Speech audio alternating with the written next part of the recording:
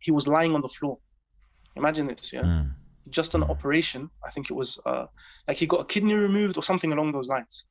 And he was supposed to be in bed all day. So instead, he was sleeping on the floor.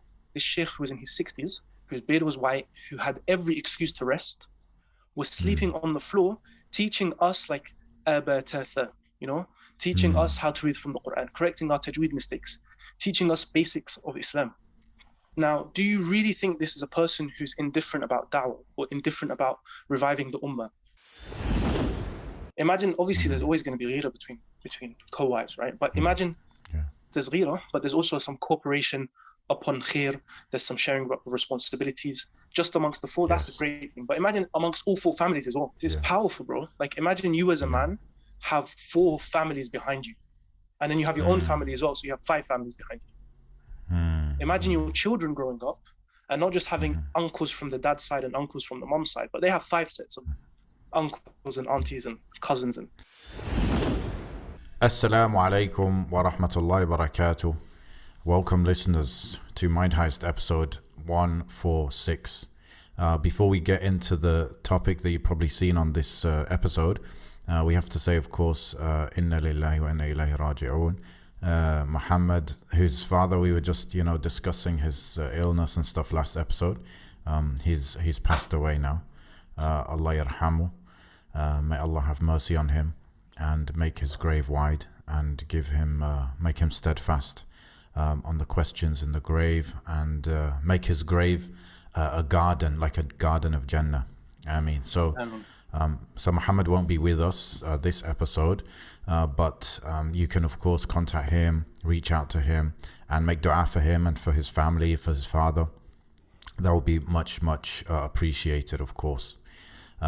Replacing Mohamed for this episode, we have another Mohamed. Assalamu alaikum, Mohamed. Wa alaikum assalam wa rahmatullahi wa barakatuh. So Mohamed, I've known you for like I don't know, I want to say 12 years, something like that, 15 years. We were basically in school together, right? Yeah, so just over 15 years.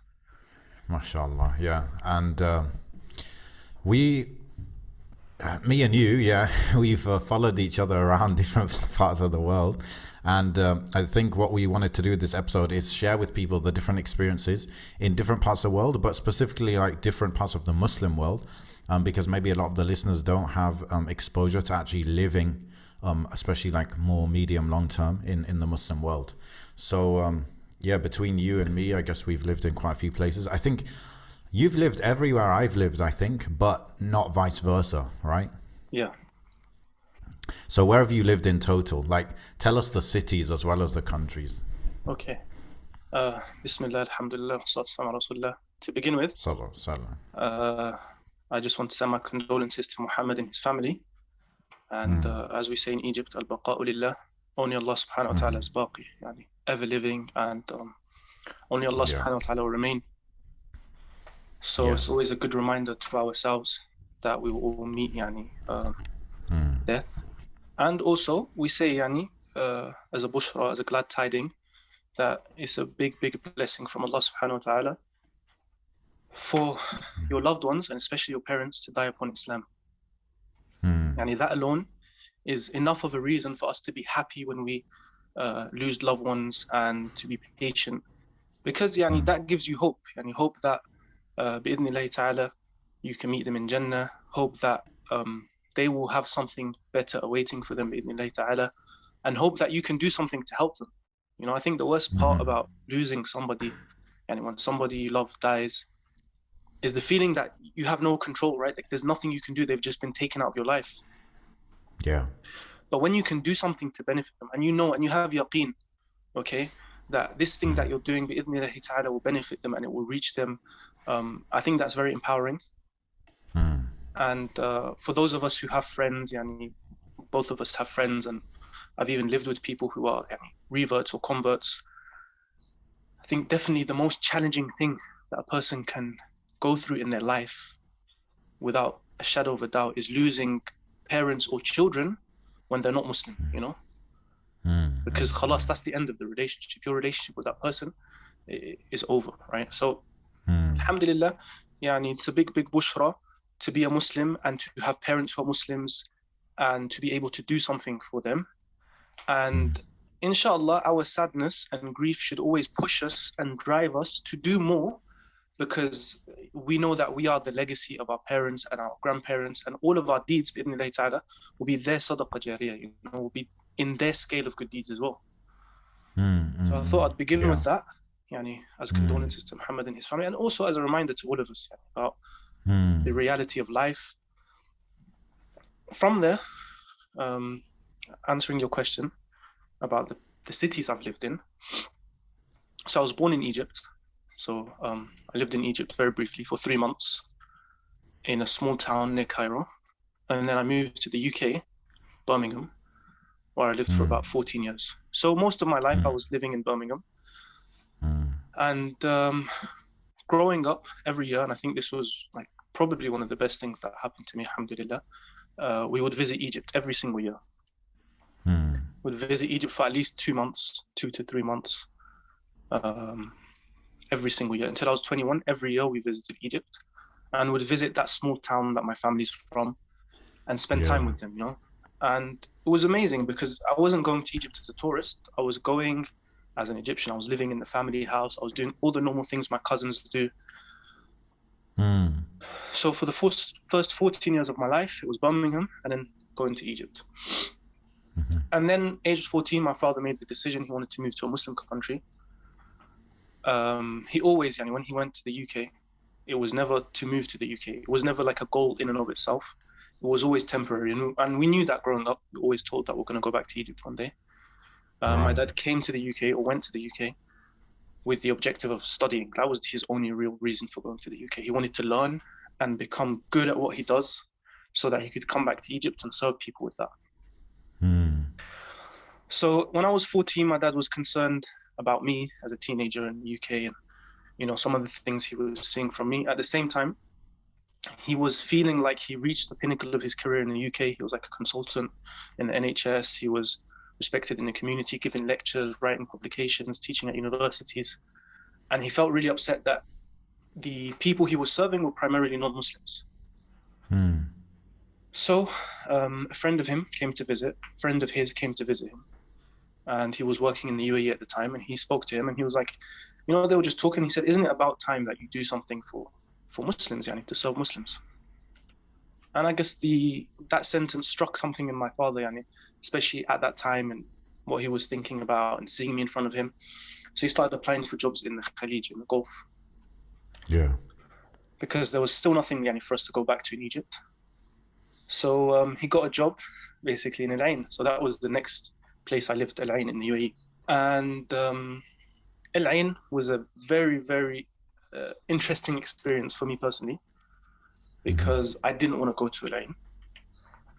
It came as a surprise. So my dad's kind of like, he's a psychiatrist, as you know.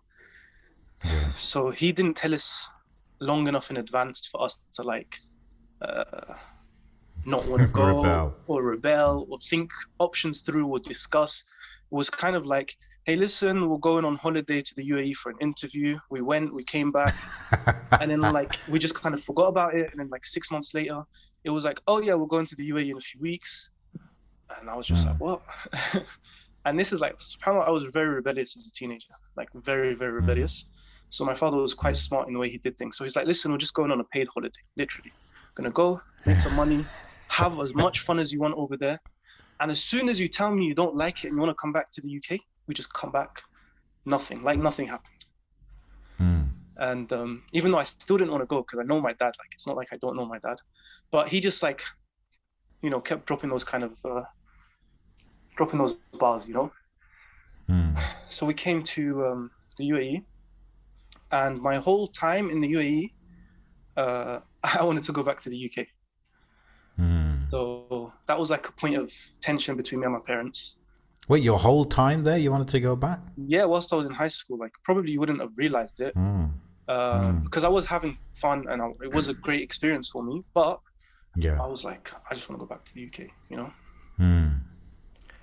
And long story short, I eventually did go back to the UK for my degree, and everything changed for me when I went back to the UK, because I came back as you know, I was 17 at the time, a 17-year-old. I was living by myself. I had a lot of freedom. I was living in London, and having just lived in a Muslim country, wanting to come to the UK. And you know, I would argue with my parents. I'd make some of the same arguments that people make today with me, you know, like about why Muslims should live in the West, and why the UK is like the best place in the world, that kind of stuff, right? Yeah. When I experienced London as an adult with all these freedoms, after having lived in the Muslim world. Exactly.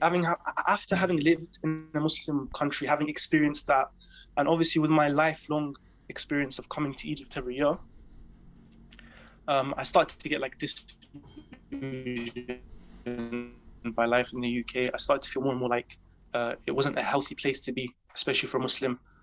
And even though I was enjoying myself in the UK, I was having a great time, I was benefiting, but I was like, this is not the kind of environment I want my future children to grow up in.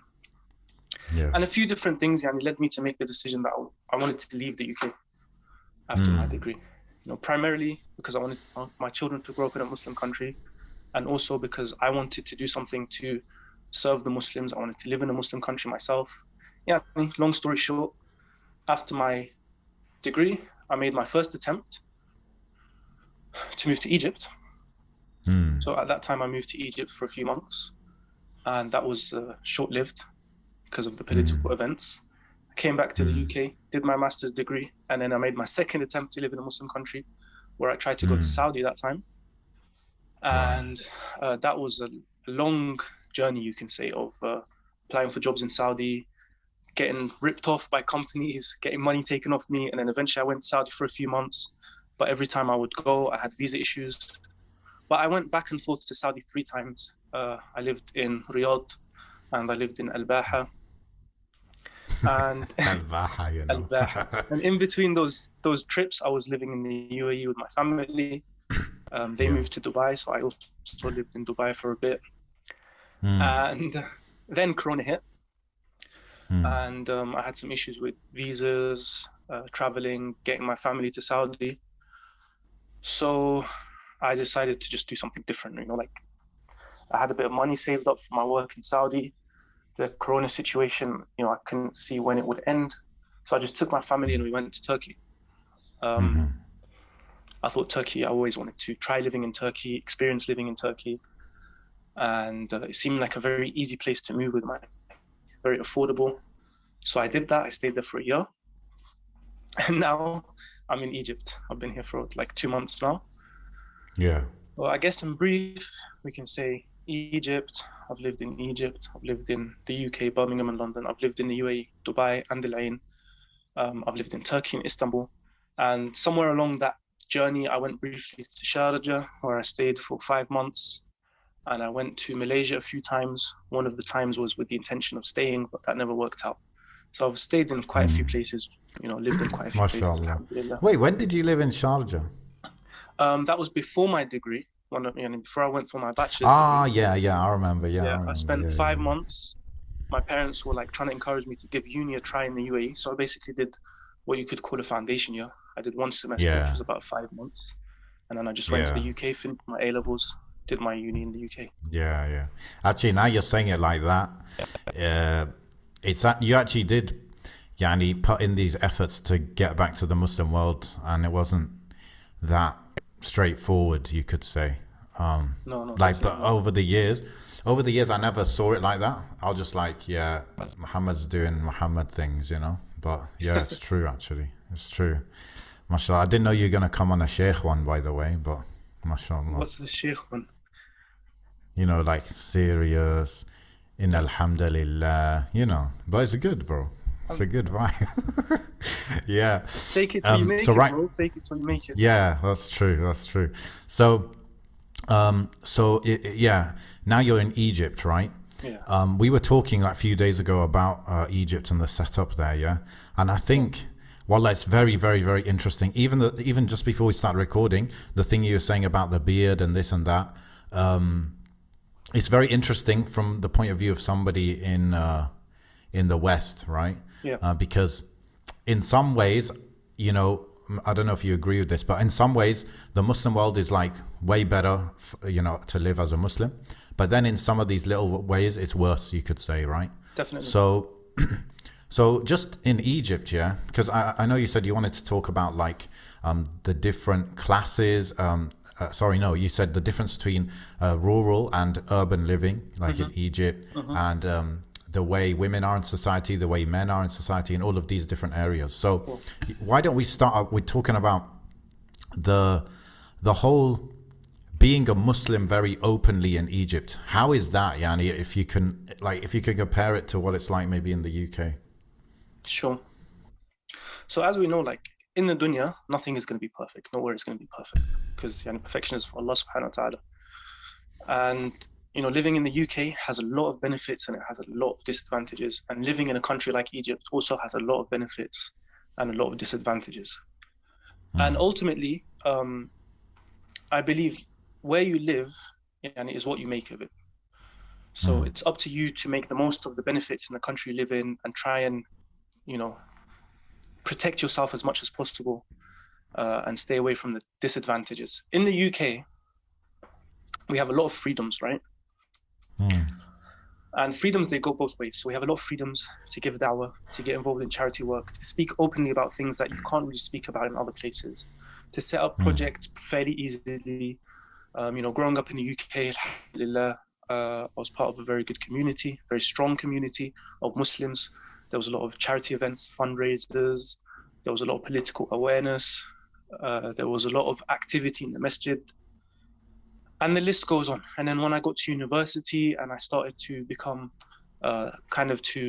you can say, discover things for myself and awaken to certain realities, alhamdulillah, there was a lot of opportunities to study in the UK, to give da'wah in the UK, to get involved in certain types of political activism in the UK. And I think that is the primary benefit of being in the UK as a Muslim, is if you're somebody who's concerned with da'wah and you're somebody who's concerned with the sort of da'wah that takes place openly in public, or you're somebody who's involved in political activism and awareness, again, that is done in public and openly, raising funds, for example, for Muslims in different places in the world, etc., etc. The UK is an excellent place to be. Especially, I know this freedom exists in most Western countries, but especially in the UK, where there's a strong community, there's a strong support network. It's very easy to get known. It's very easy to get in touch with people. You can do a lot. You can do a lot of khair living in the UK. So I'd say that is the first and most important difference, that someone who's a Muslim who actually cares about their deen, in a country like Egypt, it's completely different. That's not to say, I believe a lot of people do judge things, surface level, superficially. So that's not to say there's no da'wah in Egypt. And it's not to say you can't give da'wah in Egypt. It's just the way da'wah is given and is done is very different. The way things are done are very different. And to someone who comes from the West, with the upbringing we're used to in the West, they see this and they're like, oh, you can't give da'wah in a Muslim country. You can't give da'wah in a country like Egypt. You can't do anything, And it's not that you can't do anything. It's just things are very, very different. And you have to really acclimatize yourself to those differences.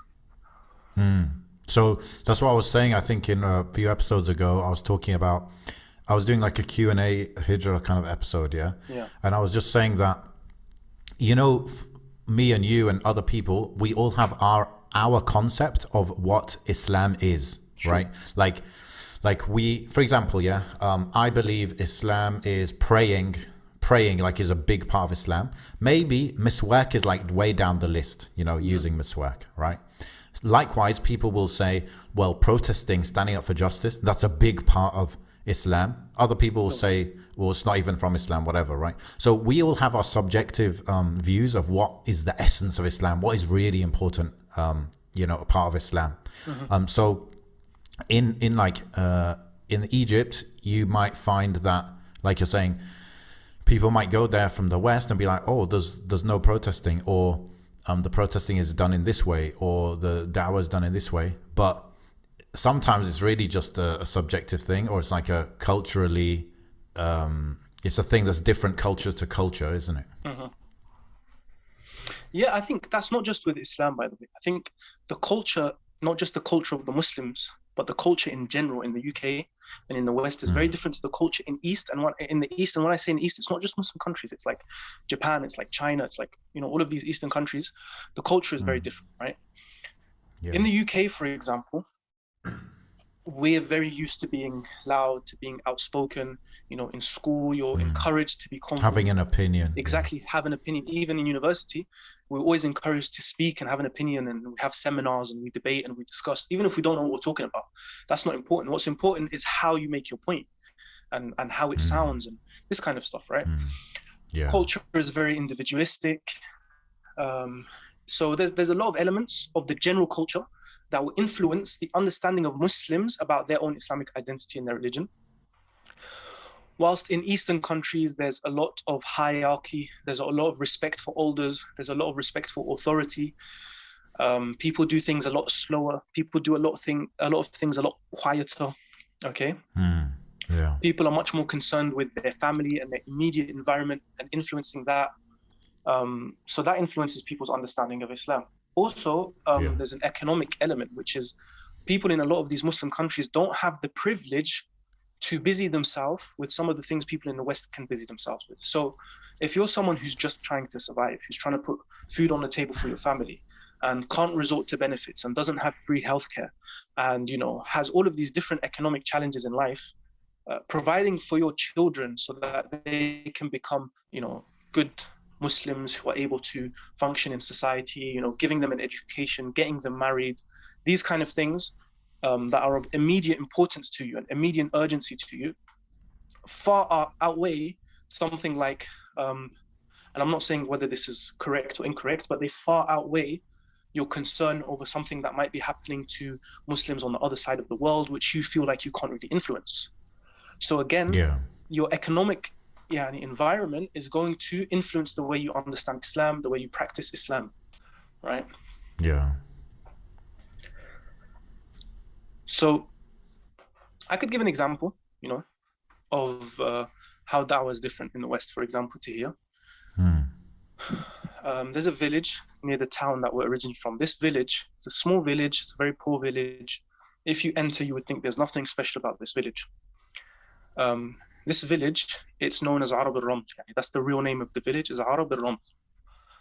And because of this village's reputation, it got known amongst the people as Arab al-Quran. Okay. And this village at one point was producing 5,000 Huffaz Quran every single year. 5,000. Allahi barak. Imagine a very small village. I'm talking a tiny village, bro, producing 5,000 Huffaz every year. And obviously it's because people would come from other villages and even other countries. Things have slowed down over the past few years because of the political situation. But nonetheless, if you go to this village, you're going to see nurseries, for example. In these nurseries, kids between the ages of 3 and 6, they'll memorize a couple of juz of the Quran. They'll learn to read from anywhere in the Quran.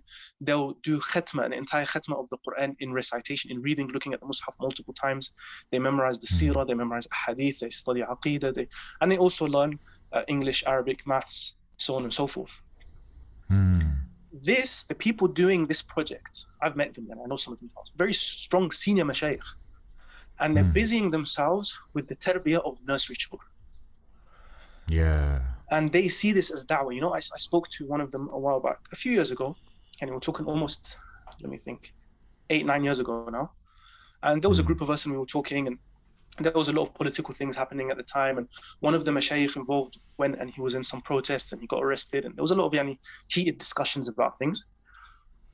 And it became clear to me, like, these people sincerely believe, that what they are doing is going to cause a revival in the ummah 10, 20, 30 years down the line. 1, 2, 3 generations down the line. They believe, and I remember one guy, he was talking about somebody who had one of these projects and he left it to get involved in some protests and the project was shut down. And the exact words he said, he goes, him nurturing those children upon Islam and teaching the Quran is jihad fi sabilillah. So why did he leave the battlefield that he was on to go to another battlefield where he can't even defend himself? Do you get what I mean? Yeah. The point being, it's not that these people are indifferent about the da'wah, or they don't care about the political affairs of the Muslims, or they're not doing anything. Well, I've seen, I went to a course about 10 years ago in this village, and the sheikh came and he was teaching, he was lying on the floor. Imagine this, just an operation. I think it was like he got a kidney removed or something along those lines, and he was supposed to be in bed all day. So instead he was sleeping on the floor. This sheikh who was in his 60s, whose beard was white, who had every excuse to rest, was sleeping on the floor, teaching us like abatatha, teaching us how to read from the Quran, correcting our tajweed mistakes, teaching us basics of Islam. Now, do you really think this is a person who's indifferent about da'wah, or indifferent about reviving the ummah, or who doesn't care about what's happening in the ummah? No, but either he's realized that this is what is in his immediate ability to do, so he's doing it to the best of his ability, or he sincerely believes this is the methodology that will create change. So that's just one example. And 5,000, I mean, of course we don't measure by numbers, but 5,000 is a large number every year. MashaAllah. What about, let's just move on to this. Yes, just you kind of more recently went back to Egypt, right, from Turkey. How is it, Akhi, like for real, like day-to-day life? Is it good? Do you feel like the grass is green on some other side, other country, or what are you thinking? Me personally, look, I've kind of come to this point in my life because I've traveled so much and I've tried to make things work out in so many different places, where that saying, there's a saying in Arabic like aqim nafsaka haythu aqamaka Allah, which is like place yourself and be upright wherever Allah places you, kind of thing. So wherever you find that Allah has made it possible for you to be, make the most of that and do something to benefit in that sphere that you've been put in that place that you've been put in. And I've started to realize more and more, or feel more and more, that it's more about making the most of where you are, as opposed to searching for this perfect place, because there is no perfect place, even Mecca and Medina, there's going to be things that are not good about living in Mecca and Medina, or challenges you're going to face, whether it's visa issues, whether it's dependency fees, whether it's finding a job, so wherever you go in the world, and that's the nature of the dunya, there's going to be challenges and it's going to be difficult, and Allah's going to test you, and it's not going to be perfect. So based on that alone, I don't believe the grass is greener on the other side. I have no intention to leave Egypt anytime soon, unless I see a clear reason, a logical reason, and I do like a cost analysis, look at the benefits, look at the disadvantages, and I see a clear reason to leave. I don't see any reason to leave anytime soon. So that's me, that's my perspective. But are you what's the lifestyle like? That's what I'm trying to get to. Like, what can you do? What are the restrictions on that you might have found in Turkey or in the UK or whatever? So if I'm going to compare, let's compare UK, Turkey, Egypt. I think that's all right comparison. So in terms of weather, I think Egypt wins hands down, at least 10 months of the year, or 9 months of the year. It's not as cold. It's not as cold as Egypt or Turkey in the winter, especially during the daytime. The weather is very mild, it's very tolerable. So that's in terms of weather. In the summer, it gets very hot. So that's why I say, hands down, most of the year. Obviously, the summer is very nice in the UK. It's quite nice in Turkey. So that's the weather, right? In terms of what else, things you can do a lot of things in Egypt for very cheap. That's one of the benefits of living in a country like Egypt. You can memorize Quran, you can study Arabic, you can do sports, you can do martial arts, you can go swimming, your kids can do martial arts, your kids can do gymnastics, you can find Quran teachers for your children privately, you can send them to an academy. In terms of schooling, you have so many options. You have really, really good options for schooling. So in terms of just things to do, I think there's so many things to do. Is that mostly in like Cairo and near Cairo, or elsewhere as well? Elsewhere as well. It's just a matter of if you have money. And for someone like you and I, coming from, let's say, better economically developed countries with stronger currencies, having foreign currencies in our bank accounts, having external sources of income, bro, you can do whatever you want in Egypt, and your family can do whatever they want in Egypt pretty easily. You can go horse riding, You can like all kinds of stuff, bro. You can go camping, you can go So hiking, you can go. you'll find like, I don't know, paintball, archery, horse riding, all these kind of more, less common, you could say, sports. I mean, definitely you'll find archery and horse riding. Paintball Yeah. is not very common in Egypt. I haven't looked for it myself, but it's not very common in Egypt. Like, I'll give you an example. I went to this sports club the other day with my cousins. Yeah. And he's like a registered member there. It's like a yearly fee. And he takes his kids there. And they had this thing called Al-Tadrib Al-Khumasi. It's like 5 sports.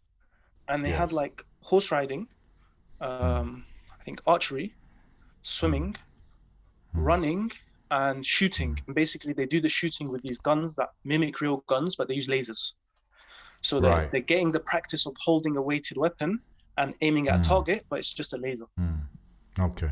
And that's not even in Cairo. It's like in a small town off of Cairo. Okay. Now this is that's like well priced.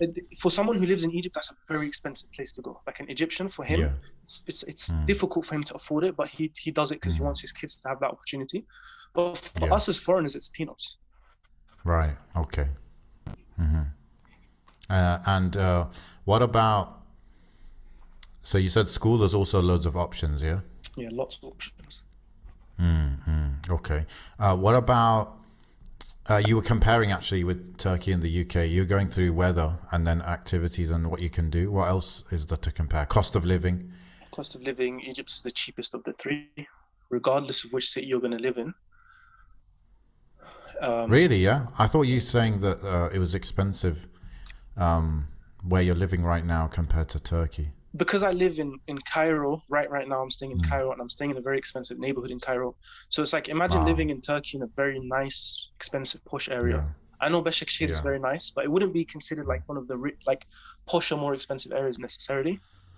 Okay. But I would say like where I live in Egypt has a similar standard of living as Beshikshir for a similar cost. Like in Turkey, let's say you can live on £1,000 a month comfortably in a place like Bashak with a family.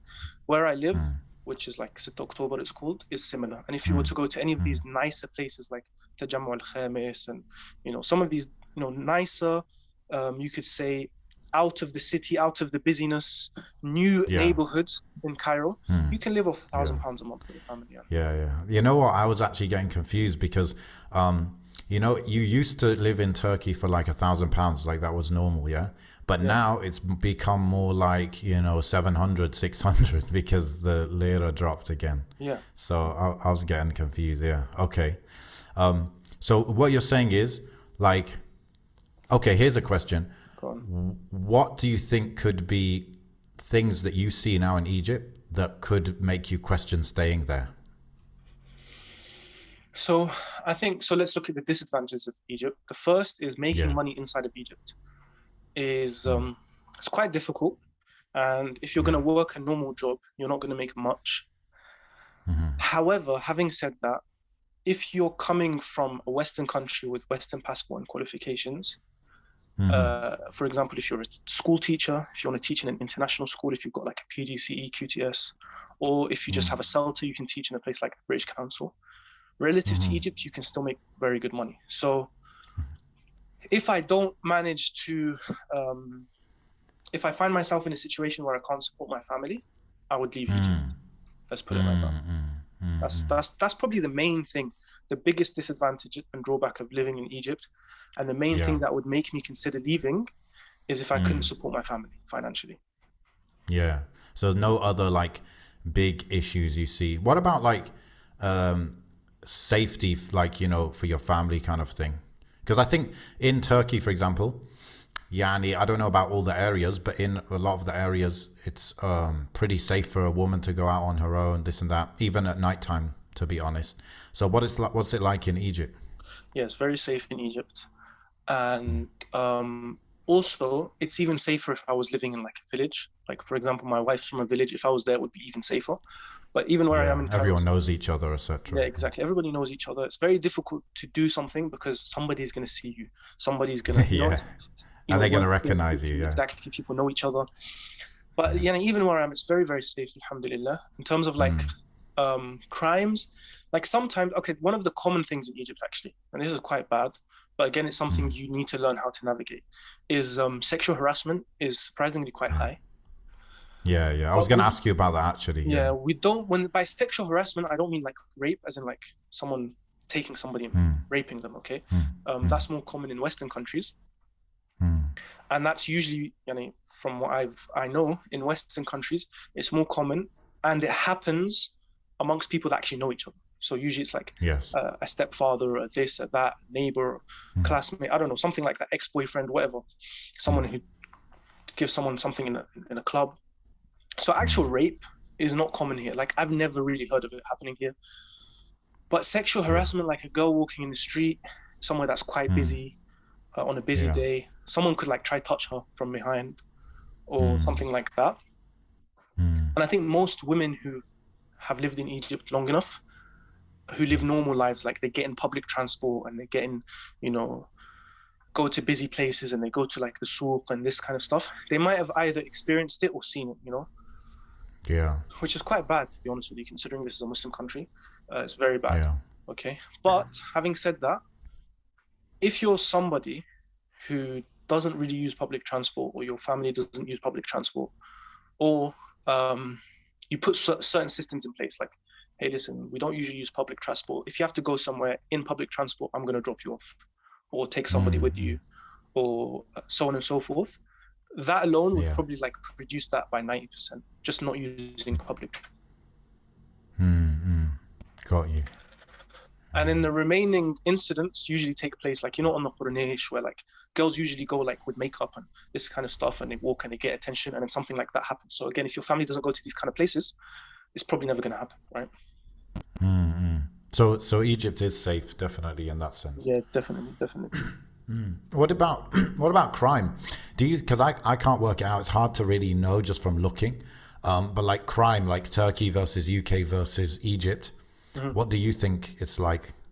It's increased, and I think that's a phenomenon. Where is it increased? In Egypt, everybody's like, it's increased. Like, growing up, when I used to come in the summers, it was really unheard of or very rare to hear of somebody getting like robbed or killed or stabbed or something like that.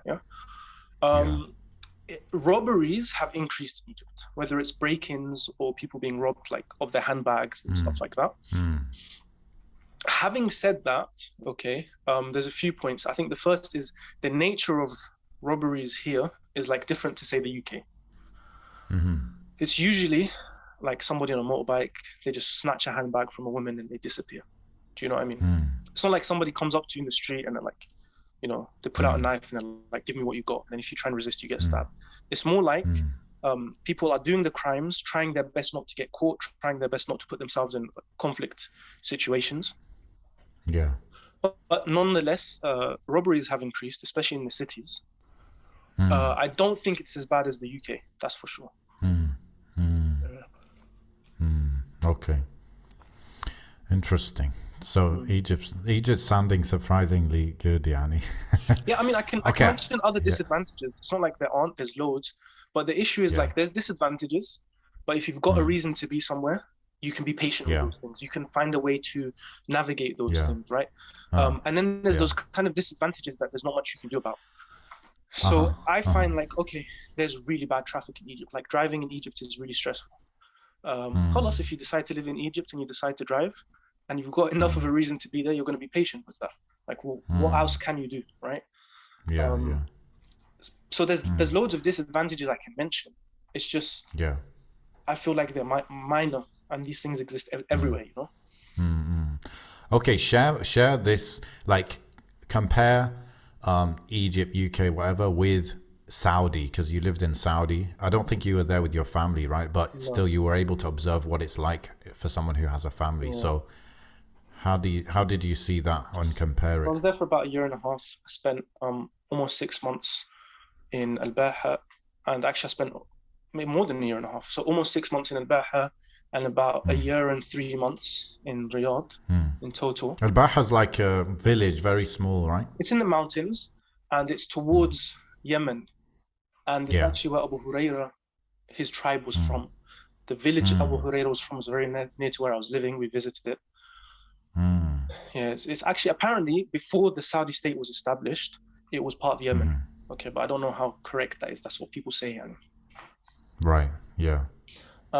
Saudi is a really nice place to live. People's experiences are different here, and alhamdulillah, most of my experiences in life have been positive, and I've taken them positively as well. Saudi is a lovely place to live, and one brother, he's like, whenever somebody asks me why live in Saudi, I tell him the 3 M's in order: Mecca, Medina, money. Okay.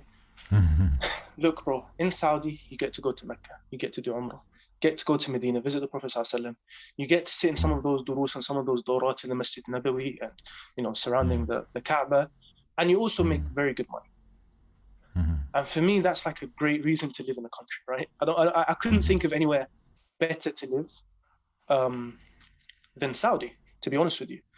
However, and talking about some of the challenges of living in Saudi, it's become very difficult to live in Saudi Arabia with your family, because there's these really expensive dependency fees, which a lot of people can't afford. So they end up sending their families back home. And so they'll just be working, sending money to their family, visiting them once a year. Is that like every member of family that you have with you on your kind of visa? You have to pay a certain amount every month, right? Basically, it's paid once a year in a lump sum. If it was paid monthly, it would have been easier for people. But it's paid once at the start of the year, which makes it quite... How much is it? I don't know. I'll be honest with you. I didn't have my family with me. But for normal people, like non-Westerners who live in Saudi, it's enough of a reason for some of them to send their families back or leave Saudi altogether. Yeah. If you're a Westerner, that's not a huge issue, because your salary is going to be enough to live comfortably and pay dependency fees and save a little bit of money as well. There's other challenges of living in Saudi Arabia. Perhaps one of the biggest is to do with like community and you know, some of the things you can do, especially if you've got children to bring up, some of the access to education. So obviously those are challenges. Wait, so you're saying like some of these activities we mentioned and schools and stuff, there's less of that compared to Egypt? Well, everything you want is in Saudi, but it's just quite expensive. Like if you wanted to do martial arts in Saudi Arabia, and you wanted your kids to do martial arts, and you wanted to join a gym, and you wanted to like take your kids swimming and get them to do gymnastics and send them to a good Islamic international school and do all of those things, you probably wouldn't be able to. Like, so it's like UAE basically, like Khaliji kind of typical. Exactly, it's that typical Khaliji life where you're making good money, but in order to save, you have to make a lot of sacrifices. Right. But if you want to like live your life to the fullest, you're probably not going to save, especially if you have a family. What do you think Saudi would be like if you didn't know Arabic? It depends. It depends what you worked as, because I worked as an English teacher in a university. My management were English speakers, mostly Westerners. My colleagues and friends outside were all Western English speaking Muslims. My students were there to learn English. So for me, even if I didn't speak Arabic, it would have been great, right? But if you're somebody who works in a more like Arabic environment, where you're working around Saudis, and you have to socialize with Saudis, and you have to try and make friends with Saudis, I think it would be very challenging. And you wouldn't have, like, would you have access to like study circles and lessons and all that if you didn't know Arabic? You would just be limited. So in Riyadh, there was quite a few dawah centers, alhamdulillah. And basically, these are centers where they're usually free, and sometimes they give you like free food and free Umrah trips and stuff like this. And they're aimed at non-Arab speakers. And they're primarily aimed at not people like us from the West, right? But they're primarily aimed at like Filipinos, Indians, these kind of people who are already not earning much. They're struggling to get by, and it gives them an opportunity to learn about Islam if they're non-Muslims or new Muslims. But you wouldn't be able to do like any serious talab al-ilm without Arabic. Right. But at the same time, you probably wouldn't pick up Arabic on your own if you didn't try, right? Yeah, like learning Arabic in Saudi is quite difficult compared to Egypt, for example. Even though I find Egyptian Arabic much harder. Yeah, because I'll tell you what it is. It's not so much about your immersion in the culture or people around you speaking the language, But I mean, like, if you wanted to learn Arabic in Saudi and you like Yeah. wanted to study Arabic, you'd have to like properly, you'd have to go to a university. You'd have to like go join like Imam Saud University if you're in Riyadh, or one of the other unis if you're in other city. And oftentimes they don't have evening programs, or if they do, they're not very good. So if you're working, that's not a real option. So it's like, how are you going to learn Arabic? But in Egypt, there's so many private institutes that you can very cheaply learn Arabic. They're very flexible, and you can easily get a private teacher who's experienced with teaching a native speaker. So you have a lot of access to Arabic teachers and Arabic courses and Arabic institutes and Quran institutes and this kind of stuff for very cheap. Yeah. It sounds kind of like Egypt as an overall package. It's better than Saudi, but Saudi has the first two M's definitely. Well, it depends what your goals are. I think it's very important that person they consider like what they're looking for in the place they want to move to or the place they're living in.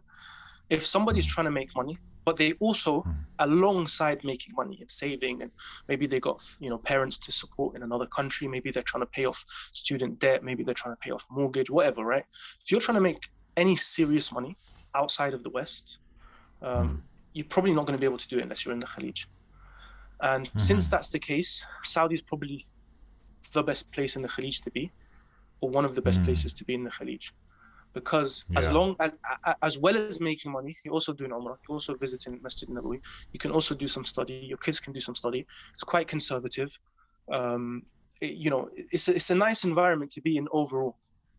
Yeah. If like, listen, you've got some savings, or you're making money online, you've got passive income, you've got a property in another country, whatever. Yeah, you're not married and you're not so concerned with money, and your goal is just, let's say, to study. Okay. Egypt is a great place to be because you can study on your own terms. You can study what you want, when you want, at the intensity you want, for very cheap. Yeah. And even you can find a lot for your kids to do if you've got kids, etc. Definitely. What about Egypt without knowing Arabic? What's that like? That's a good question. Most of the non-Arab speakers I know who are in Egypt or who I've met are here to study Arabic. Yeah. So I have met people in like the British Council and these places who work and they don't know Arabic. But again, they're like in mostly English speaking environments. Most of their friends are English speakers, and so on and so forth. Yeah. I know there's a lot of Somalis in Egypt, right? There's loads, yeah. Yeah, even from the UK, but from Somalia as well. Yeah. And I guess I always hear like Somalis in the West, for example, they're all, when they're leaving the UK or Canada or whatever, they're going to either Egypt, Turkey. Yeah. So, but I think there's probably more in Egypt, right? Because they've been going there for a long time. Yeah, definitely. Yeah, and I think a lot of the fathers, they like stay working in the West and they send their families over, right? Yeah, and you even find, like it's a bit less now, but a couple of years back, you would find some of these Somalis and other Westerners in the most random places you could imagine. Like I visited an oasis in the Sahara Desert, bro, and I found Somalis from Canada and the UK and Australia. You know what I mean? Yeah. It's just like, imagine that, bro, like an oasis in the Sahara Desert with no foreigners, and like people are like living like they lived like 200 years ago. With the exception that they have electricity and cars. That's the only difference, and even those are limited, and you just see these Somalis like just hanging out, you know what I mean? Those Somalis, mashallah, they're that group of the ummah that just go everywhere, and they're willing to like explore and go to different places. Yeah, and the thing is that I think, obviously Somalis left Somalia because of the war, right? The civil war. Which means maybe they weren't necessarily going to the UK, Canada, whatever, because they wanted to, or because they wanted to make money, or improve their kind of outlook financially. It was just like more of an emergency situation, maybe. And so maybe they never went like thinking, we're gonna stay here, or maybe they didn't even have a plan per se, so that allowed them to be a bit less attached to that country they went to. Maybe. I mean, I've noticed that Somalis are more likely to leave the UK once they've settled in the UK. or Canada or whatever country they're in. Then let's say Arabs. Like a lot of Arabs, when they go to the UK, they don't want to leave. I'm not going to say all of them, but a lot of them, you know what I mean? Somalis are very, very prone to like just get up and leave and go places. Also, it helps that, you know, they have tribes and they have big families. So any Somali anywhere in the world probably has family like in every major city in the world. So if they want to go anywhere, they're like, okay, I'm just going to go stay at my cousin's, aunties. Yeah. It might also be the weight of like comfort, meaning, or the burden of comfort, because a lot of Somalis, from what I understand at least, they left Somalia not being educated. And when I was a teacher in the UK for a brief period, there were Somali kids that were just moving to the UK. And for example, 14-year-olds who had never been to school in their life. So those people are going to be disadvantaged when it comes to education and jobs and income and stuff. So obviously they're not going to get as comfortable as those maybe Arabs who moved to the UK having an engineering degree or something like that. Yeah, basically. Maybe, but I mean, it's not just those Arabs like the Egyptians and the Iraqis that came back in the day and this and that. It's like even some of those like Yemenis are like second, third generation Yemenis, and some of them are not like let's say they're not in the best situation financially. A lot of them don't like leaving the UK. That's what I've noticed. That's just my observation. Whereas Somalis are more prone to it could be just like pure taqwa, you know, like they just like want to raise their families right, and the Somalis have an extra taqwa gene that the rest of us don't have. Wallah, maybe. Well, the one thing that is true for Somalis, right, is as a community, they're very good with the Quran, and they value the Quran in their children's upbringing so much. And most of these Somalis I've seen who come to Egypt, they come for that reason. Like their families send them to memorize the Quran or learn Arabic. It's not like they just come for no reason, just for jokes. They want to come to Egypt. It's like they come for a reason, right? Yeah. Akhi, what about, I think this is a really interesting topic, the whole thing of lifestyle for women in these different countries, right? Because we talked about this topic before of like how if a woman is doing the normal nuclear family thing, or what's normal now in quite a lot of the world, where, you know, it's her husband, her kids in the household. That versus having the extended family and having that support and all that. I don't know how to ask you the question, but you know what I'm talking about. I think it's really interesting for people to like hear how kind of life can be. Okay, so we have basically, you're asking about what lifestyle looks like for women in different Muslim countries. Kind of, yeah, but it's just like I'm not talking about if like I was to move to Egypt or whatever, what would life be like for my wife. I'm talking about, you know, that kind of village living with extended families and having less of this nuclear family isolation. Okay, so I think describe that for us, what it's like. I think obviously all of these countries, and especially a country like Egypt, is very diverse, big population, you know, different geography, all of this stuff. So we don't want to make like huge generalizations, but if we were going to like categorize people, we could say there's two main patterns I see. The first is to do with where people live. Do they live in like a village or do they live in a city? That's the first categorization. The second categorization is to do with age. And this is international, like this is global. This is to do with this whole, like, you know, we have millennials and Generation Z and this, that, and other. It's not something specific to Egypt, right? But again, it's very noticeable in Egypt. So let's say main two categorical differences are where people live and their age category. Let's talk about traditionally speaking, like, you know, 10 years ago, okay? Because things have changed very quickly in the past 10 years, like unbelievably quickly. 10 years ago, there was a noticeable difference between people who lived in villages and people who lived in cities, at least in Egypt, okay? And I would argue, even from my experience living in the UK, people who lived in Al Ain were very different to people who lived in, say, Dubai. In the sense that, UAE, exactly. In the sense that, I'll give you an example here, like my wife's village, because it will be clearer with an example. My wife is from a family, mashallah, Allahumma barik. Firstly, that is very big, okay?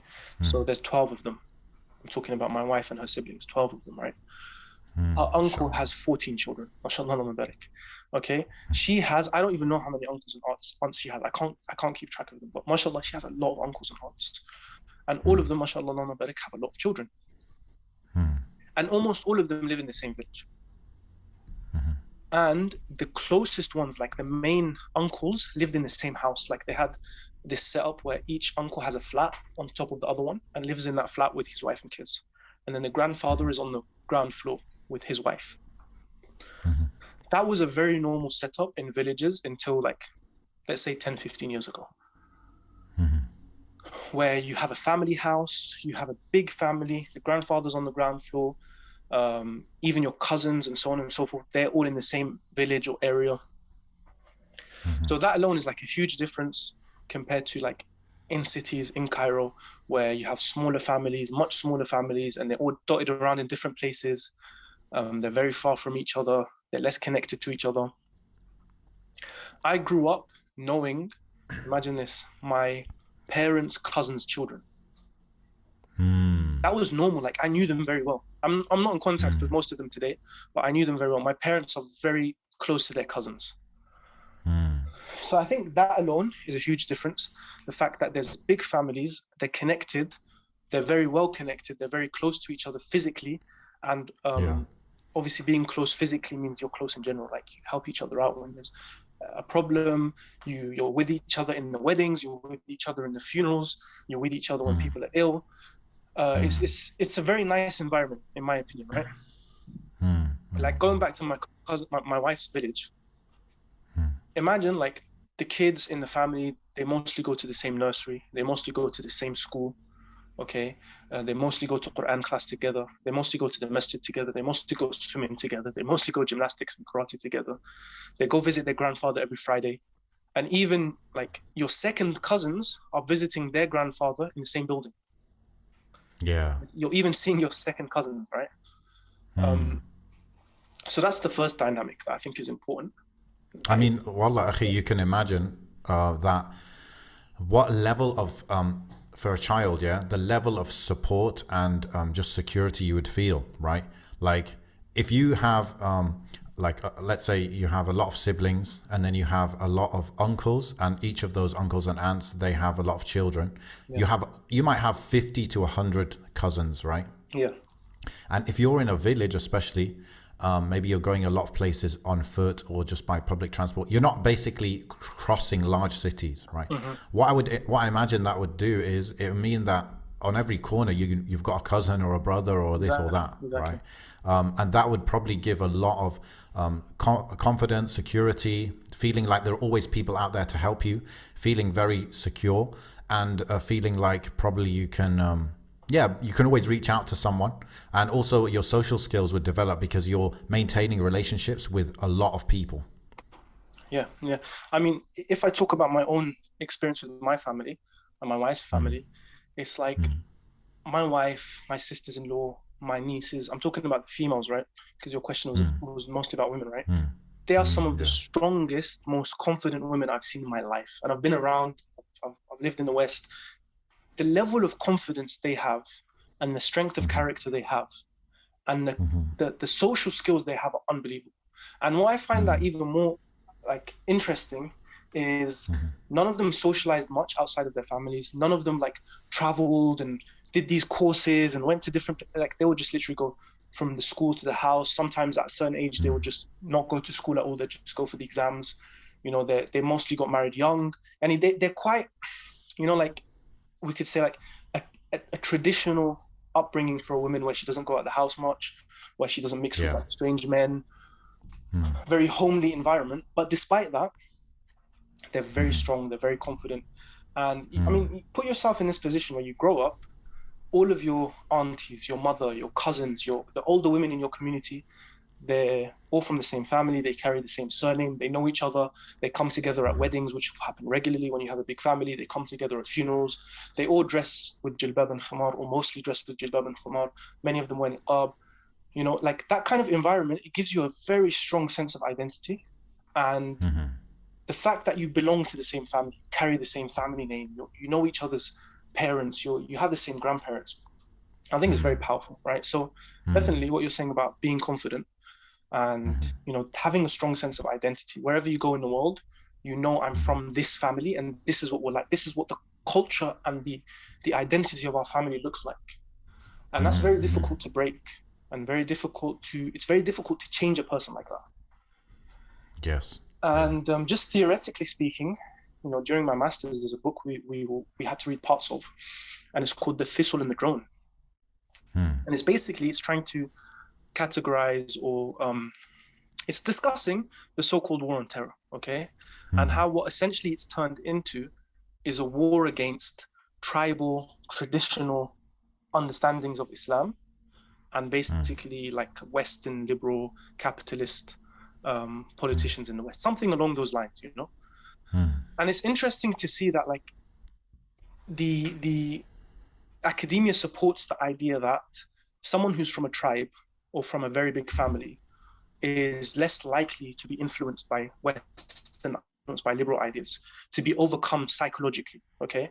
And as a result, they're more likely to resist against any type of occupation or oppression or in these situations. And we have like examples, right? Like Afghanistan as one recent example, okay?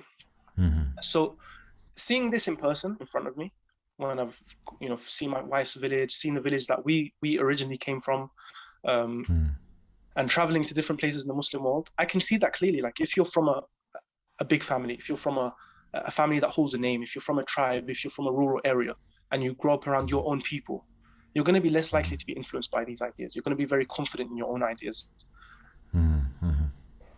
Yeah, for sure.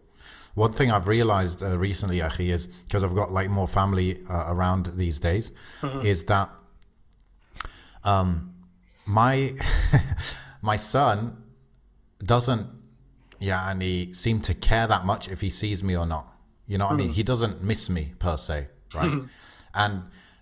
And obviously that makes you feel like a loser, right? But at the same time, it feels like just my theory or observation is that maybe that's like how it should be. That because my son, he's got all different touch points or contact points with different family members right these days. Yeah. So he gets the attention he wants. He gets the feeding and the love and everything that he wants from like spread over 5 different people. So no one individual person needs to give all of that to him, right? So that kind of what that means is that he's not like coming to me looking for me, I'm trying to work and he's coming to me. He's not doing that because he's getting it from elsewhere. So I feel like then that means now my role feels different. My role doesn't feel like, I've got to help like feed him. I've got to make sure that I'm just listening to him, giving him attention. Now it's maybe more my focus is on, okay, how do I teach him stuff? How do I, the kind of deeper, higher value kind of things, because all the minimum survival level stuff is spread across multiple people. Definitely. I've been noticing that. Yeah. And even, a lot of women, they have this issue, I don't know what they call it, like attachment anxiety or this or that. Yeah. Where they can't leave their kids ever. Yeah. If they leave their kids at nursery, they leave their kids with the grandparents or whatever it is, they can't do it. Their kids start screaming, their kids get scared, their kids are not comfortable with it. But someone, I would imagine, a child who's raised by spread across all these different family members, it would be quite different. And definitely they would still see their mother, their father as special people in their lives, and they have a different kind of status in their life. But having those minimum needs met doesn't have to be just from those parents, Yani. Yeah, and I mean, in my case, where like the family is so big, like whenever I go to my wife's village or my in-laws' house, I would say that my children don't just get their needs met at the same level they would with me and my wife. They're getting more attention, they're getting more care, they're getting more social interaction, they're getting more experience, they're getting more playtime, they're even getting more learning. Because learning is not just like with a pen and paper and stuff. Like they're getting more learning through interaction and through experience than they would ever get in our house with me and my wife. And on top of that, it feels so effortless for me and my wife. Like it doesn't feel like difficult to be around your kids and to raise your kids and to look after them.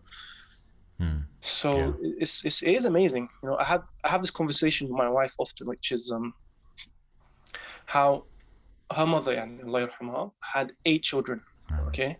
Mm. So my wife will always say, like, I don't get it. Like, how did she do it? Like, it seemed so easy for her to raise 8 children, but it seems so difficult to me with 2 children.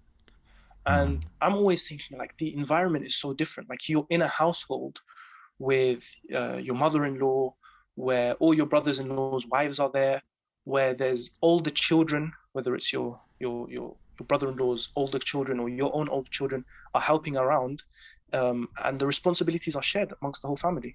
And so having 8 children in a house like that could be easier than having 2 children in some of the setups we have. And it could be healthier for the child. It's not just that it's easier for the parent, it could be healthier for the child's development. Yeah, good in both ways. Exactly. And like that's why you get a lot of I mean, I see like these different posts or webinars or different things that are going on, which is like mothers burnout. Yeah. Burnout. And then you have the whole trend of self-care and stuff, right? Which comes from perhaps that whole phenomenon of women, some of them working, some of them not. But either way, just having like a lot of that burden on them. And my thinking, maybe I'm just projecting this onto other people, but my thinking was always just like, yeah, like that's life. You know, that's the life of a mother, right? But now I'm actually thinking, actually that's not like normal. That's like more of a recent phenomenon.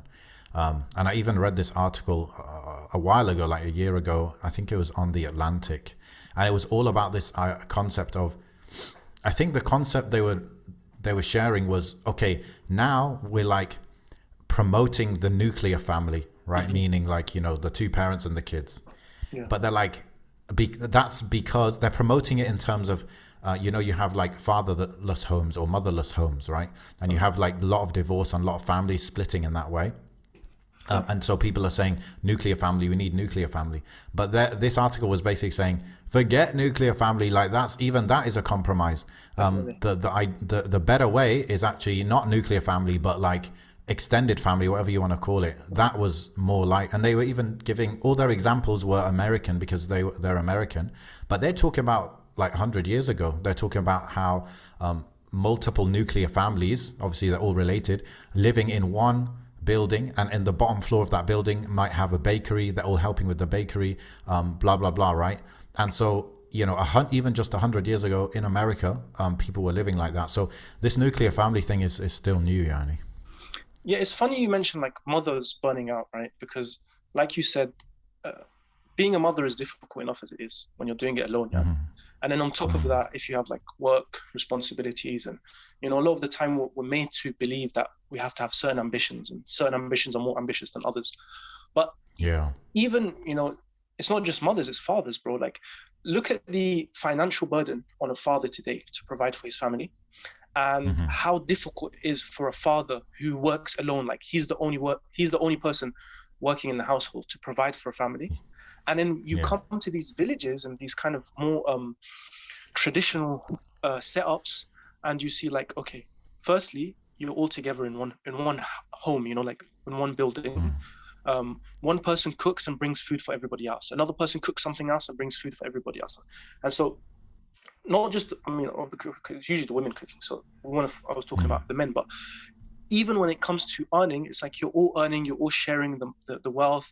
If one person is struggling financially, you're not going to give him like sadaqah, because that can be degrading, but you know that this person is struggling. So when you get meat, for example, on Eid, you're going to give him meat, right? When it's, you know, when you've cooked something, you send it down to him. And even, for example, in my in-laws' house, the boys are working from a very young age. And I think that's something I've observed is when we talk about traditional family dynamics, we usually focus on the women, right? The women are stay-at-home moms, they're obedient to their husbands, they're serving the men, and that's great. But also, I've noticed in these kind of setups, the men are very hard working from a very young age. You know, the men, if they were like farmers, for example, sometimes they pray Fajr and they start their day and they come back at like midnight. Okay, sometimes all the boys, when they're old enough to work, they're on the field with their fathers. If they're businessmen, it's the same. My father-in-law is a businessman. All the older boys work with him. They wake up, they have breakfast, they work until midnight. So you have hardworking From men. what age approximately? Like 14, 15.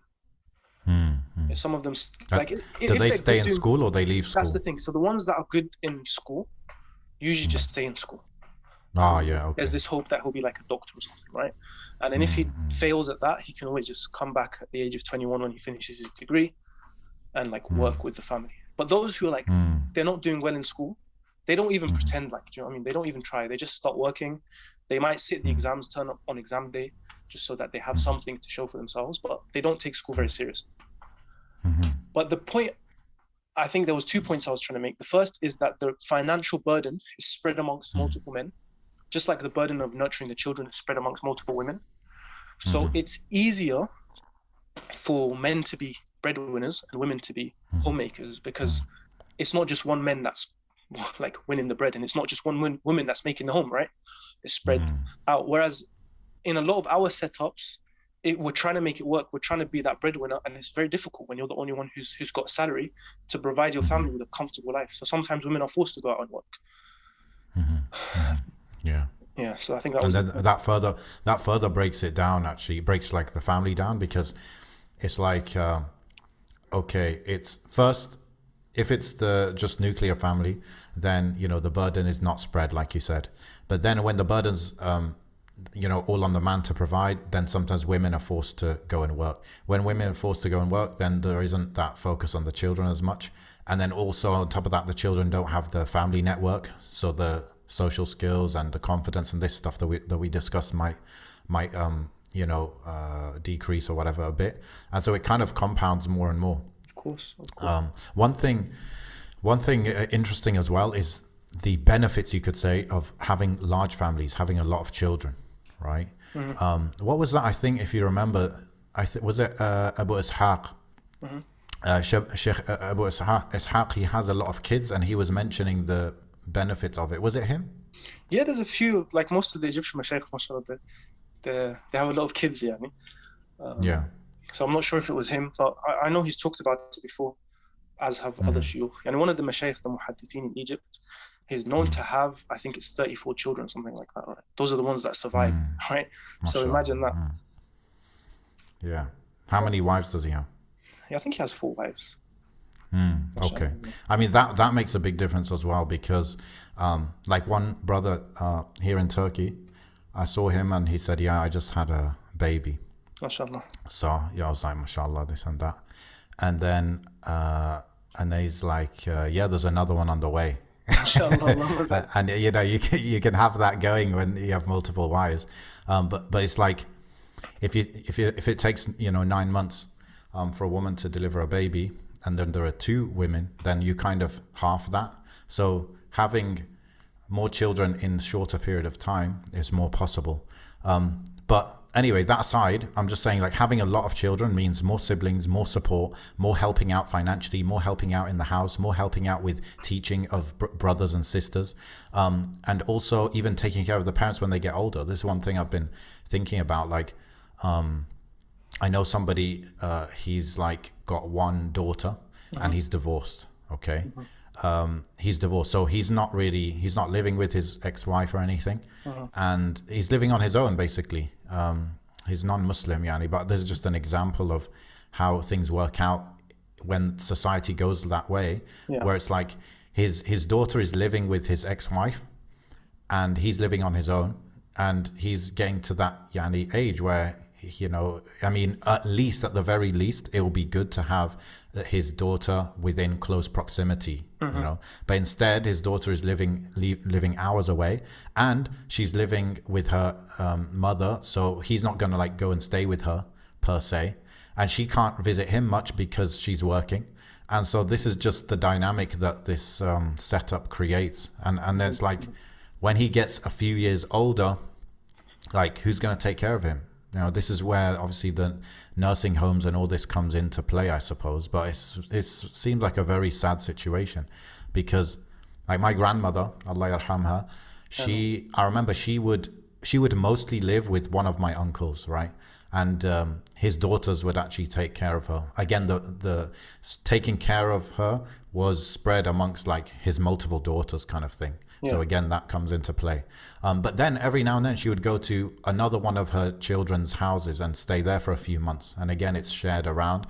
And she just got that really that blessing of having so many children, like looking forward to looking after you and being willing and in the end able to look after you, because you know some people, they really will struggle to do that for 12 months, but they could do it for 2 months.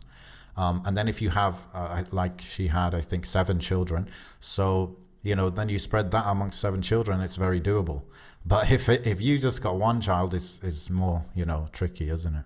I think there's 2 interesting points, and I actually want to come to the second one with a few examples, but the first one first is, you mentioned, like, imagine someone has multiple wives, right? So they get to speed up the process of having children, right? But I think, I mean, think of this, right? I mean, we often think of in-laws, not we, me, you and I, but in our culture, probably we think of in-laws as a bit of a burden, right? It's like you get married, but then you have to deal with in-laws. Imagine, like, back home, like in my culture here in Egypt, the in-laws make life easy for you. Like, when you need to, like my wife, she had 2 years left of her degree when we got married. She had 1 year left of her degree when we had our first child. It's like she has exams or she has to study. She just gives the child to her mother-in-law, to her mother, or her mother-in-law, my mother. So here, the in-laws are making life easier on the children, not more difficult, right? They're not a burden.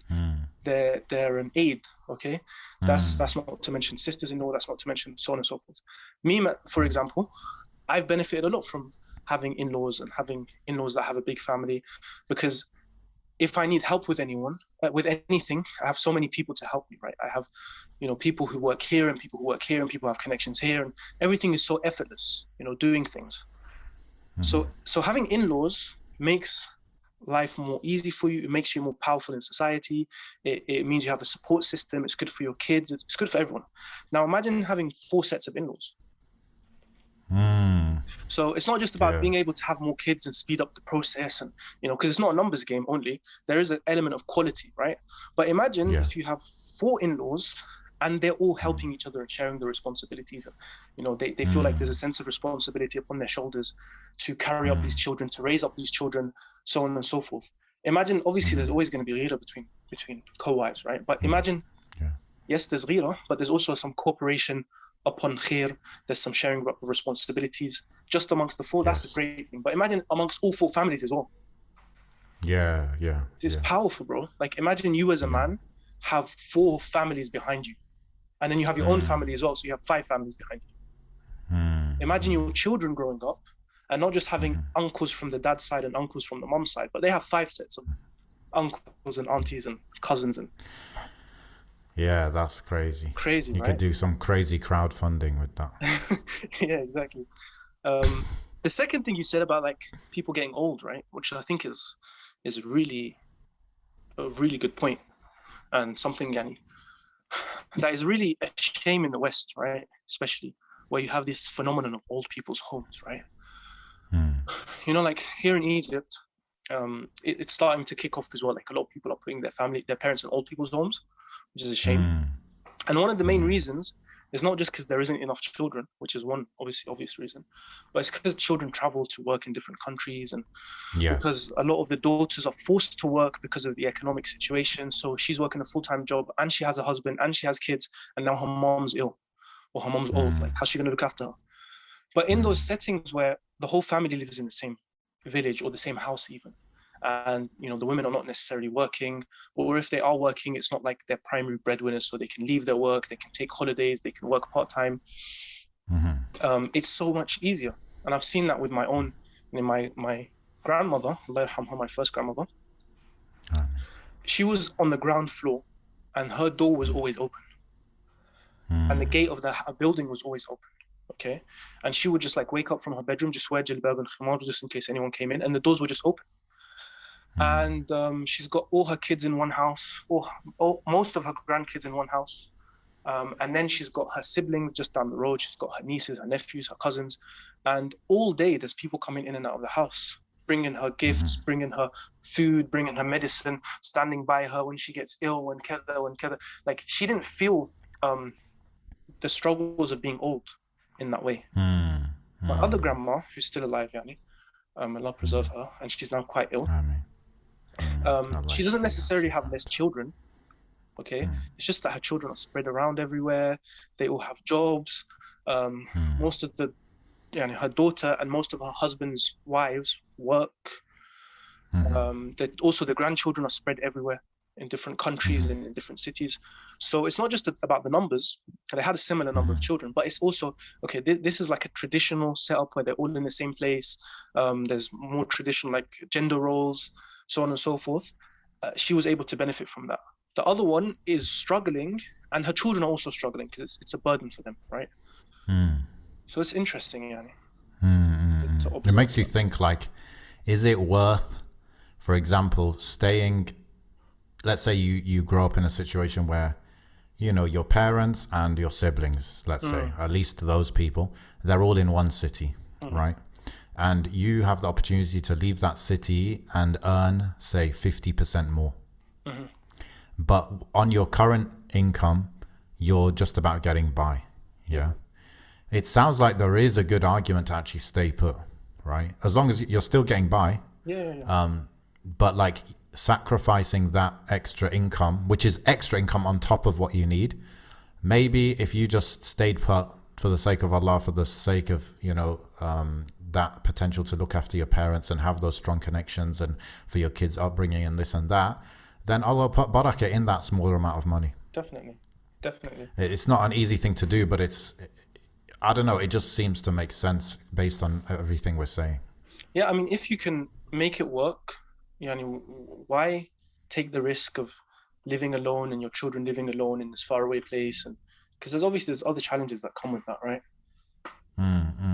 Yeah, exactly. You know, a lot of these Afghan taxi drivers, I know they're less now, but like when we were in UAE, especially when we first got there was a lot of like Afghan taxi drivers, right? Yeah. I used to love talking to these guys. Like there's something about them. I always loved Afghan people, you know. And these taxi drivers, they just reminded me of like what a real man should be doing, like working hard and like providing for his family and making sacrifices. So I'd always talk to them. And I remember one of them saying something really amazing. He was talking about the difference between us Afghans and you like Arabs, Yeah. He was talking about how like you Arabs, you try and do things alone. Like you as a boy, you want to get married. You're probably not going to get married in your late 20s because you've got to work and you've got to save and you've got to do this and you've got to do that. And he's like, my brother's going to get married when he's 16 because I'm out here working so he can get married. And he was telling me about how they have a setup where when he was like 16, he also got married because his older brother was in Saudi. And so here we see like, yes, he's, you know, we have a man leaving the setup of a, you know, strong family community, blah, blah, blah, blah, blah. But it's not so he can get more money, so he can contribute to the whole family and so that ecosystem can be maintained and can continue.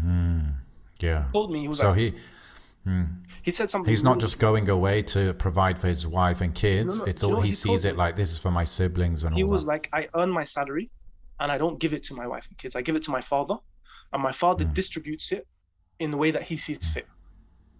Okay. Yeah. Wow. So imagine that. Yeah. So his wife's still getting taken care of, but of course it's not it. Yeah, and it's up to his dad, and his dad has multiple people that he can use it to help, including his wife, basically. And I mean that has advantages and disadvantages. We can probably imagine, but I mean, imagine putting the money in your wife's hands, which is obviously it's not a bad thing necessarily.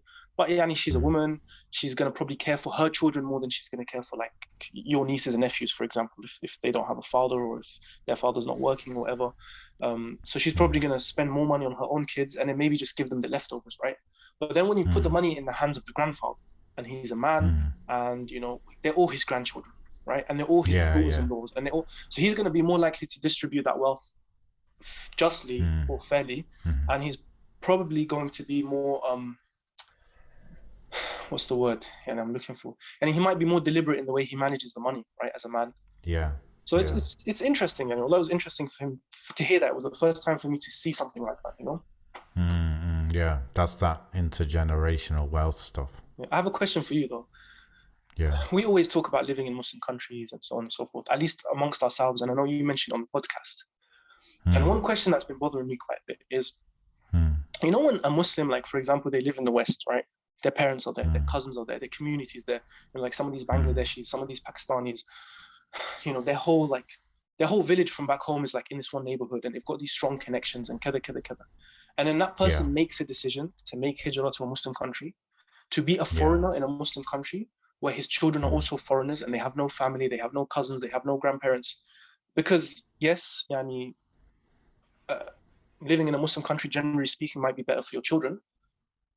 But now he's done exactly what we're talking about, which is he's left that setup for another setup that might just benefit him, but it doesn't necessarily serve the entire family, right? In the long term, his decision to make hijrah, and I've actually seen this, by the way, I've seen this person, his decision to make hijrah and live as a stranger in this country, and for his children to grow up without family and community, it might actually be worse for his children's deen, you know, and their identity. What would you think about that? It could be. Well, tell us about the example. Well, I've seen it. When you have like a brother who's Egyptian, I'm thinking of Egypt, right? But this could equally work out elsewhere. And he decides to go to a country like Saudi, where perhaps it's better for him in Saudi in the sense that his kids can do Hajj and Umrah, and he can do Hajj and Umrah, and you know, you can study with mashayikh, this and that, so on and so forth. But his kids are isolated, like in school. They're not necessarily integrating in school. Outside of school, they're not necessarily integrating outside of school. They're not part of a community. They don't have cousins. They don't. And then they come back to Egypt eventually, and the kid is like, he has no social skills. He has social anxiety. He's a bit of a loser. He feels left out in his own family because he didn't bond with them all those years. And so he might have memorized the Quran. And you see this, a lot of these Egyptian kids that grow up in Saudi, they might have memorized the entire Quran and like attended halaqat and durus, this and that. They're quite conservative in their outlook. But then they're kind of like isolated from both societies, and they've lost so much. Yeah, it is difficult. I guess it is, yani, neither option is amazing option. But I don't know, one thing that comes to mind is, you know, one sheikh, he was talking about this Lebanese family who went to the US like 100 years ago or something. Yeah. And there are many generations since then, many different children and grandchildren and all that. And he said today they tracked it down and they found not one of those children are Muslim today. Yeah. Yeah. So I guess,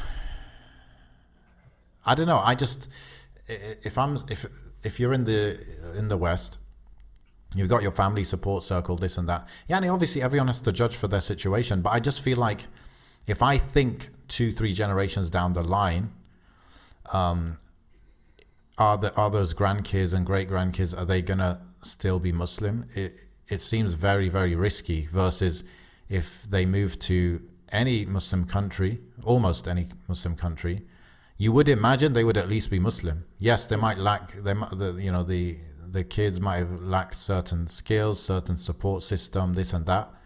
But you just feel like it's not such a huge gamble on the essential faith, the essential Iman.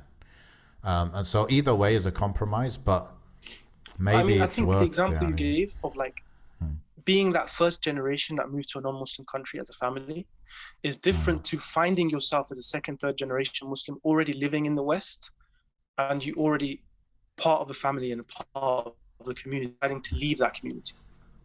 Yeah.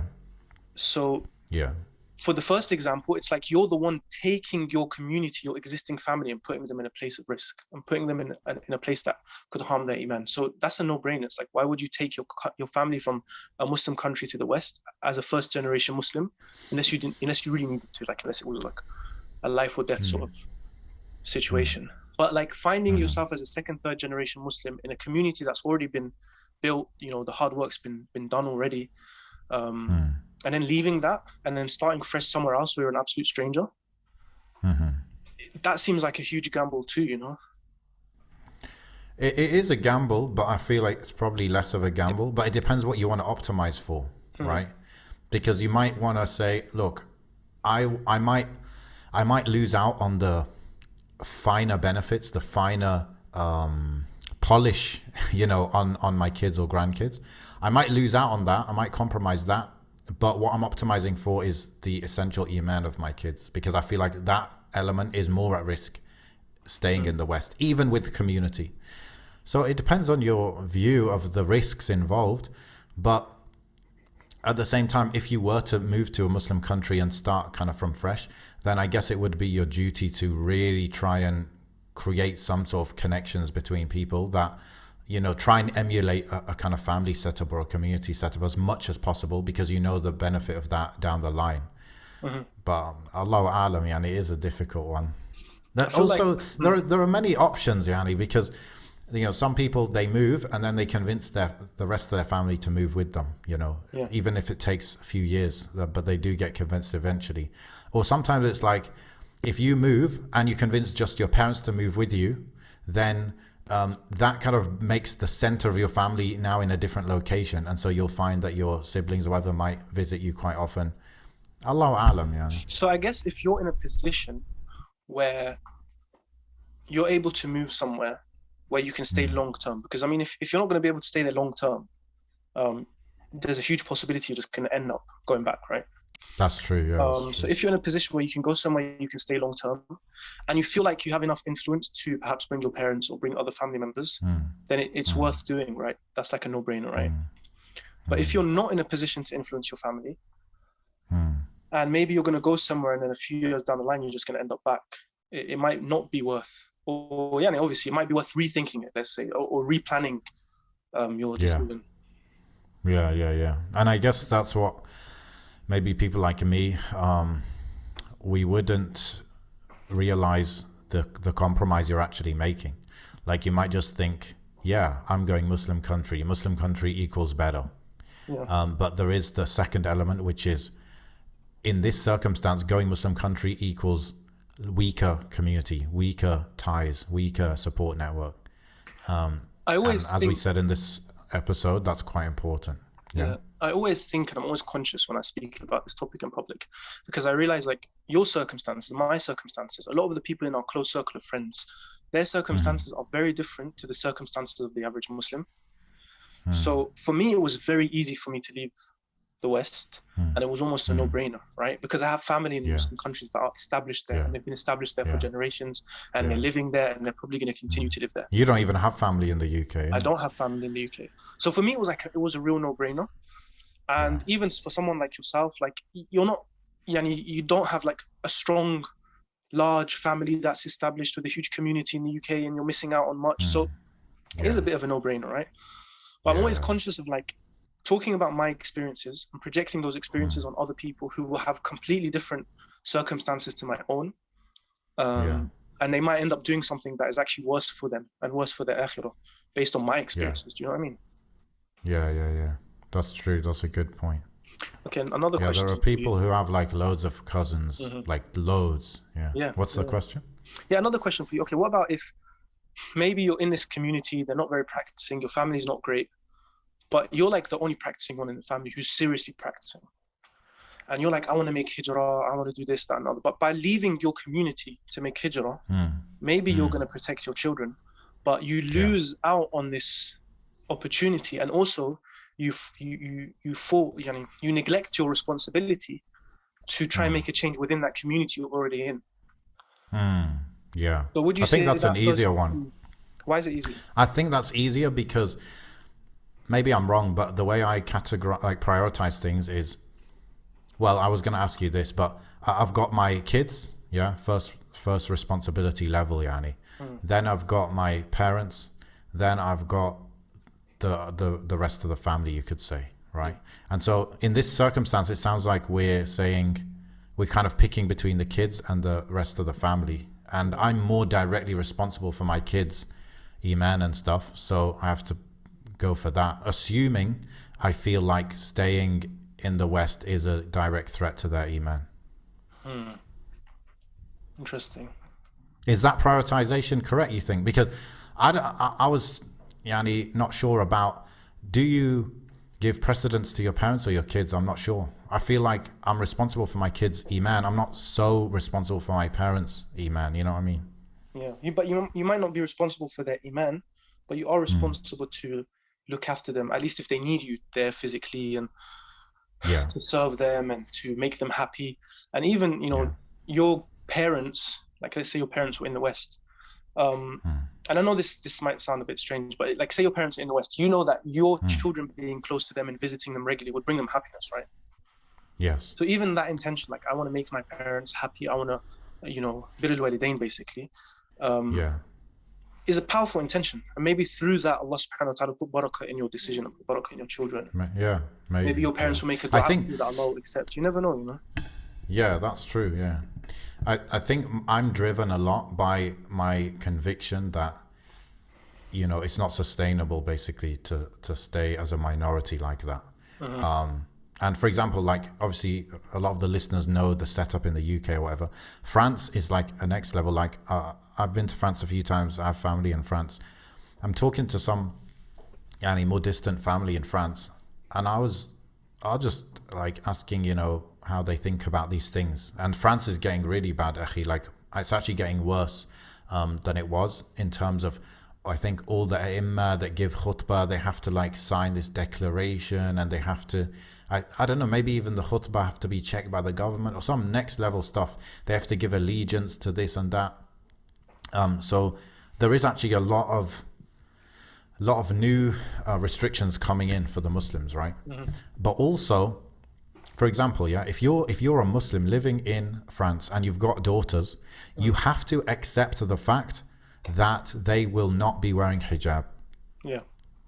You know, that's a very, it should be a difficult pill to swallow for sure.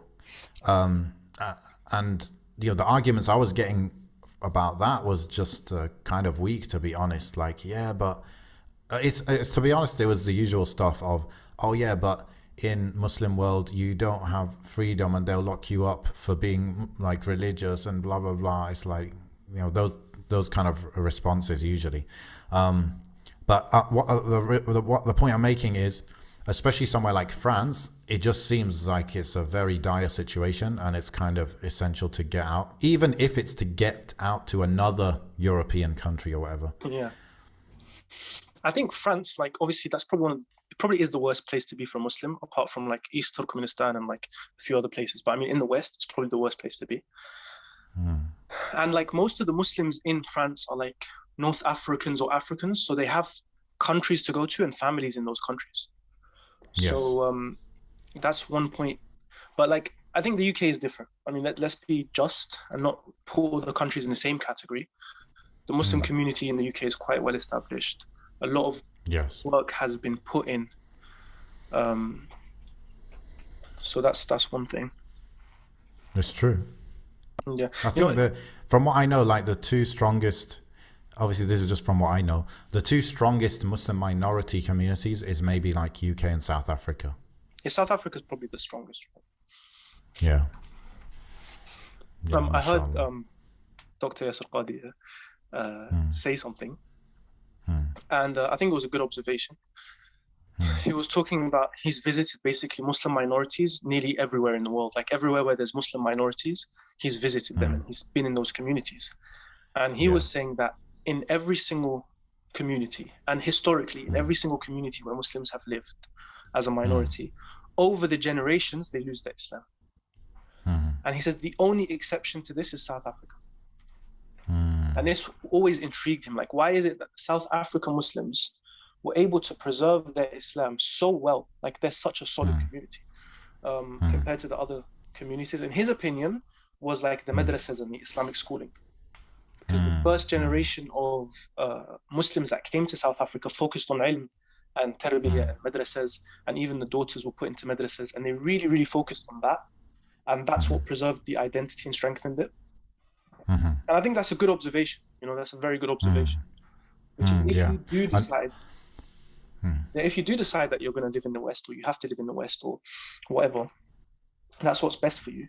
And to take lessons from other communities and see what people have done right and what people have done wrong, right?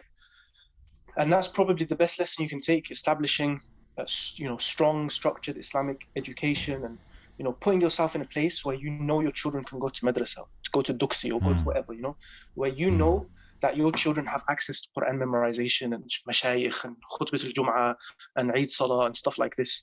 If you're not in a place like that, and you want to raise your kids like to swim against the tide, and then you expect them to raise their kids to swim against the tide, that's like suicide, right?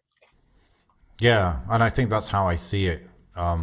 Maybe I see everywhere where you're a minority like that, but not everywhere is the same. That's true.